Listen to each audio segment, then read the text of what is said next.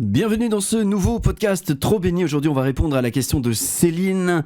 C'est un super message qui va nous emmener dans des zones de profondeur, dans des zones de réflexion, peut-être atypiques pour vous, pour moi. Donc, allez, on va plonger dans le bain que propose la question de Céline et on verra où ça nous emmène. Bienvenue à vous dans le podcast Trop Béni, le podcast qui chaque semaine accompagne les leaders de l'industrie de la transformation personnelle à expanser, et le podcast Trop Béni leur garantit chance, bonheur, succès, prospérité et retour de l'être aimé.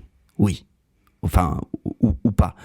Jusqu'à présent, on n'a pas encore eu vraiment de message dans ce sens. Mais en tout cas, on a eu des bons messages déjà de personnes qui ont appliqué les conseils, qui ont eu des déclics, qui ont pris en main certains conseils, ou en tout cas, du moins, j'espère que ces podcasts seront des occasions pour vous de vous poser des questions, celles que je vous propose ou celles que vous déduisez du propos. L'idée ici, c'est véritablement non pas de vous dire ce qui est et ce qui n'est pas, mais de vous essayer de vous donner un angle de pensée qui vous permettra de découvrir des espaces d'expansion auxquels vous n'aviez peut-être pas pensé jusque-là et d'amener une expansion extraordinaire et de pouvoir valider les 5 caractéristiques d'un business: bénédiction, ultra rentabilité, ultra efficience, ultra kiff, ultra sagesse et ultra service. Allez, on y va pour ce nouvel épisode.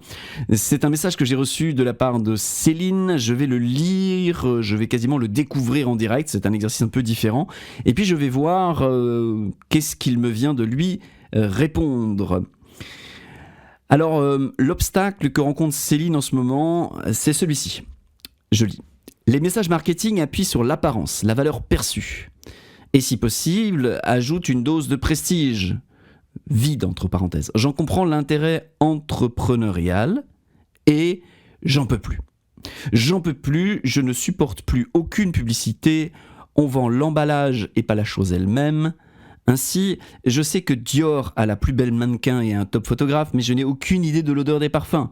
Ne comptons même pas tout ce qui vend de la liberté et finalement alien. Pour vendre, appuyez là où ça fait mal, là où ça fait rêver. Est-ce parce que la fraise qui va être vendue a mauvais goût qu'il faut absolument en faire un truc érotique ? Comme ça, on peut la vendre 10 fois, 1000 fois plus cher ? Certes, une fraise peut être un tel délice qu'on se souvienne de cette fraise toute sa vie. Faut-il pour autant vendre ces bonnes fraises des millions de dollars ? Est-ce que vraiment un business ne marche pas quand on appelle un chat un chat ? Est-ce que tout business se doit d'aller chercher midi à 14h ? Est-ce qu'on ne peut pas juste parler de la chose elle-même plutôt que des bénéfices utopiques au 5e degré ? Tout ce foin, tout ce bruit, tout cet hameçonnage. Plutôt juste la chose pour elle-même et non pas l'idée de la chose. S'il est impossible de tenir un business prospère sans passer par toutes ces manipulations qui en rajoutent des tonnes, alors c'est mieux que j'abandonne. Voilà, je me demandais comment les entrepreneurs bénis font pour vendre dans la simplicité. Et écoute, merci beaucoup pour ta question, Céline, qui est vraiment une réflexion profonde que j'ai accompagnée pendant toute ma carrière et que je continue d'accompagner. Comment est-ce que l'on trouve non pas une polarisation d'un côté ou de l'autre, mais une sorte de voie du milieu, une sorte d'équilibre entre la valeur réelle, dirions-nous, et la valeur perçue, entre la qualité du produit et l'histoire que l'on va raconter dessus. Et la réponse est assez simple. La réponse est que il n'y a pas de mal à mettre un très beau costume quand le symbole que l'on veut représenter dans la vie de l'autre et qu'il est utile que l'on représente dans la vie de l'autre est un homme qui s'est bien habillé pour un rendez-vous. Il n'y a pas de mal à soigner l'emballage. Là où c'est plus problématique, évidemment, c'est lorsque l'emballage raconte une histoire que le produit ne satisfait pas. Si l'histoire que me raconte, pour reprendre ton exemple, Dior, eh bien lorsque je prends le parfum, je trouve qu'en fait il n'est pas qualitatif, ou il ne me plaît pas, ou quand je le mets, je ne me sens pas appartenir à une certaine catégorie de personnes, alors oui, alors je n'achèterai plus le parfum Dior. Donc il y a un curseur là où en effet le marketing, la mise en lumière, la communication a pour rôle d'attirer l'attention tout d'abord, de générer de l'intérêt et ensuite de permettre à des personnes de se saisir de l'offre que nous présentons. Mais si nous faisons un marketing exagéré, nous créons en réalité des clients qui sont insatisfaits. Et quand un client est insatisfait, il n'achète plus notre produit, donc on blesse notre entreprise à long terme. Et lorsqu'un client est vraiment pas content, il va parler de nous d'une manière négative. Et là, on va perdre la valeur de la marque, la valeur de notre produit, la valeur financière. Donc j'entends bien ton besoin d'authenticité, de transparence et de simplicité. Par contre, il est évident que si nous ne présentons pas un emballage, les gens passeront à côté de la chose elle-même.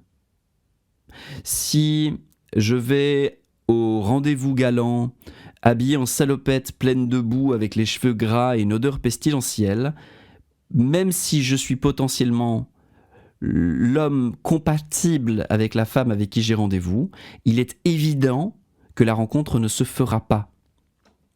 Donc il y a évidemment l'importance indéniable de l'emballage. Donc pour te répondre, oui pour moi, il est absolument nécessaire de faire un emballage et je t'avouerai que lorsque je conçois un produit, je conçois l'emballage comme faisant partie du produit.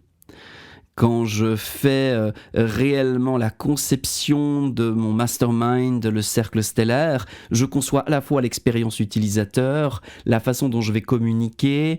Tout ça est bâti sur des valeurs, sur une vision, sur une raison d'être, sur quelque chose que j'ai pris le temps de penser, avec lequel je suis en accord, avec lequel je suis en alliance profonde. Et après, je vais faire du marketing, je vais faire de la vente. Et ça va être quelque chose qui va être absolument unique parce que ça va avec le produit. Ce n'est pas quelque chose que je viens rajouter par-dessus, qui n'a rien à voir. C'est la première conversation que je vais avoir avec une personne qui va lui permettre de se rendre compte que peut-être c'est intéressant de m'accorder son attention et que lorsqu'elle m'accorde son attention, si ma manière de communiquer avec elle suscite son intérêt, alors il y a des chances que derrière, nous allions plus loin dans la relation et que peut-être nous finissions par nous emballer l'un l'autre. Donc voilà, j'entends bien dans ton message qu'il y a une notion de stop au mensonge, stop à quelque chose qui ne dit pas la vérité, stop à quelque chose d'exagéré, et je suis assez d'accord avec toi.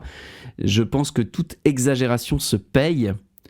Par contre, une promesse enthousiasmante et une façon de livrer la promesse dans laquelle on est déterminé à satisfaire le client et à lui permettre d'avoir des résultats grâce à notre produit, à notre service, je pense que c'est une démarche fondamentalement entière qui découle tout naturellement d'une raison d'être et d'une vision que l'on a scellée avec nous-mêmes. Quand on a une raison d'être extrêmement puissante et qu'on a une vision extrêmement claire, tout le reste découle assez naturellement. Et oui, il arrivera le moment où on se dira « je vais faire un peu de bruit, je vais faire un peu de foin parce que mon produit le vaut bien, parce que mon client le vaut bien, parce que ma vision le vaut bien, parce que ma raison d'être le vaut bien. » Donc oui, le marketing c'est de la manipulation. Je n'ai pas d'avis positif ou négatif sur la notion de manipulation. Je pense que tout dépend de l'intention qui préside aux stratégies qu'on utilise. Je pense que chaque outil est neutre, mais celui qui l'utilise a une intention et je pense qu'il est intéressant et important d'inspecter, de questionner l'intention, que ce soit chez nous ou chez l'autre. Moi, je questionne toujours l'intention des personnes, que ce soit mes clients, que ce soit mes prestataires. Je veux savoir à quoi ils jouent pour savoir à quoi on va jouer ensemble. Et il y a des intentions avec lesquelles on a envie de cheminer et d'autres avec lesquelles on a envie de s'éloigner. Donc peut-être qu'il est de bon ton pour toi de te dire ok, tout ça ne me parle pas, faire les choses de cette manière ça ne me parle pas, et de trouver ta manière à toi de faire les choses en regardant quelqu'un qui va peut-être avoir une entreprise prospère et qui va peut-être faire les choses d'une manière où tu fais waouh, c'est exactement comme ça que j'ai envie de les faire. et tu te mettras à l'école de cette personne qui a une façon bien à elle de faire les choses, et tu apprendras alors ta manière à toi, ou une manière qui te correspond davantage, à communiquer, à aller à la rencontre de tes clients potentiels, à présenter ce que tu peux faire pour eux, et créer de la valeur, capter de la valeur, parce que c'est ça finalement le business, c'est quelque chose d'aussi simple que ça. Donc pour vendre, il faut appuyer là où ça fait mal, là où ça fait rêver, oui, absolument. Pour vendre, il faut faire ça. Et pour aider un ami, il faut faire ça aussi.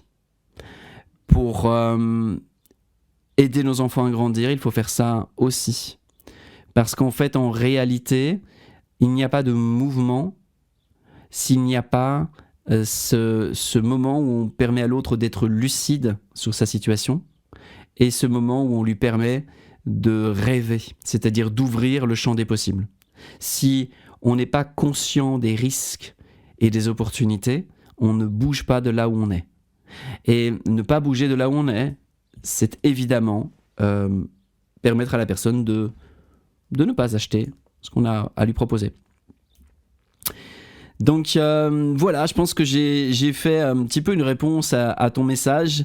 Je veux juste te dire que je résonne vraiment bien avec toi sur cette notion de si ça n'a pas de sens, si ça n'a pas de sens, juste on n'a pas envie de le faire et voilà. Pour ma part, j'ai tenté de ramener le grand écart entre le sens profond des choses et une manière stratégique de communiquer et de développer une entreprise. C'est vraiment ça le paradigme pour moi que je présente dans mon livre Business Bénédiction. C'est non pas un paradigme à un extrême qui dit faire du business c'est dégueulasse et l'autre bout qui dit rien à foutre des gens, il faut faire un maximum de profit à tout prix. Je pense qu'il y a quelque chose au milieu dans lequel on est tous gagnants si on a des business bénédictions dans notre tissu économique.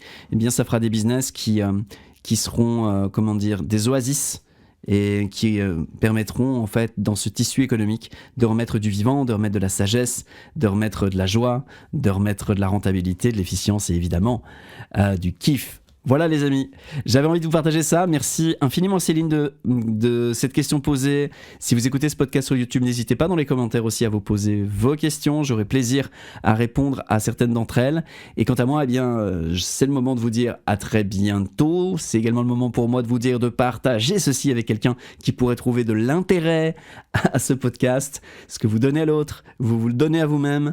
Vous n'êtes pas obligé de me croire, mais je suis obligé de vous le dire.